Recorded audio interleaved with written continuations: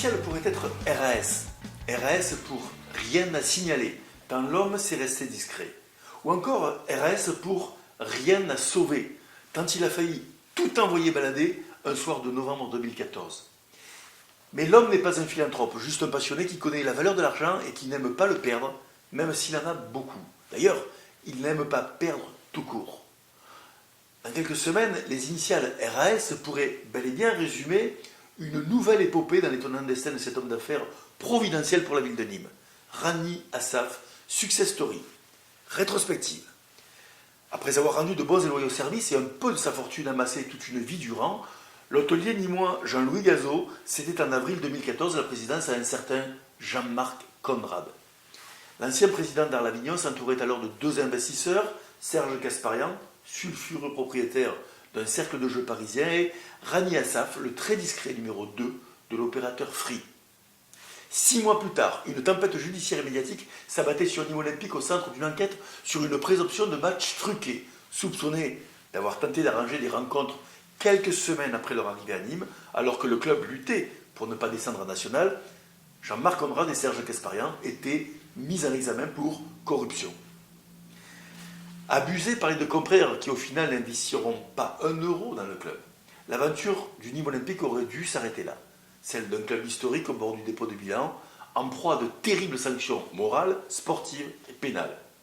L'aventure aussi de Rani Assaf aurait dû s'arrêter là dans le football, mais c'était sans compter sur les qualités de contre-attaquant du franco-libanais qui fit le choix d'investir beaucoup et de s'investir sans compter.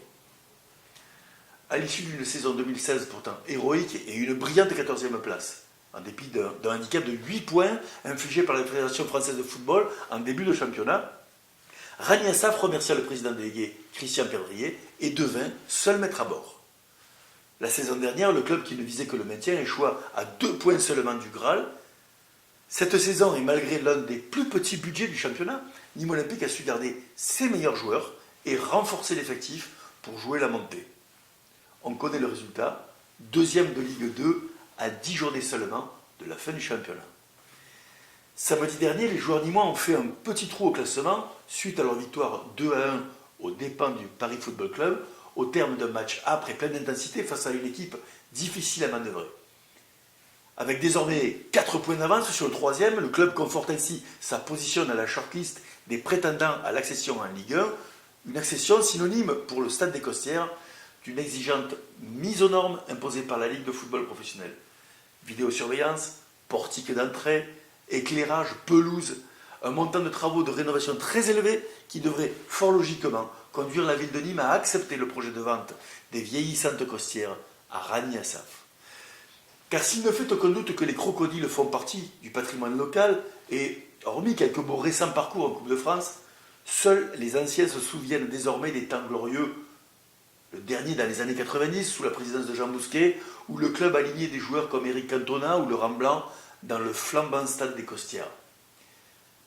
Alors oui, M. Assaf peut paraître étrange aux yeux de certains. Il dérange. L'homme est allergique aux médias, il rompt les habitudes des anciens, bouscule l'association, oppose ses convictions sans forcément prendre les gants des bonnes manières. Mais force est de constater que l'homme fort du club, qui joue avec ses sous, tient la baraque en patron. Aussi, le gamin qui assistait au match du Nîmes Olympique à Jambouin et rêvait éveillé aux exploits des Landy, Marguerite, Adams et autres Kabyles allongés sur le toit de la cabane technique dans les années 70, voulait ce jeudi vous dire sa façon de penser et rendre hommage à celui qui a su relever les manches et le défi pour sauver le club contre vents et marées, contre petits arrangements et grandes incompétences. Il n'est pas étranger, ce Rani Assaf, à la réussite que connaît aujourd'hui Blacard et ses hommes. Une réussite qui redonne de la fierté dans beaucoup de quartiers nîmois. On a souvent coutume de dire que la nature a horreur du vide. Mais permettez-moi de vous poser la question. Que serait-il advenu du Nîmes Olympique et du formidable espoir que les joueurs entretiennent depuis des mois si ce soir de novembre 2014, M. Assaf n'avait pas mis un peu de passion et de son honneur d'homme dans l'arène nîmoise afin que Nîmes retrouve enfin sa juste place parmi l'élite. Je vous laisse réfléchir là-dessus. À la semaine prochaine. Bye bye.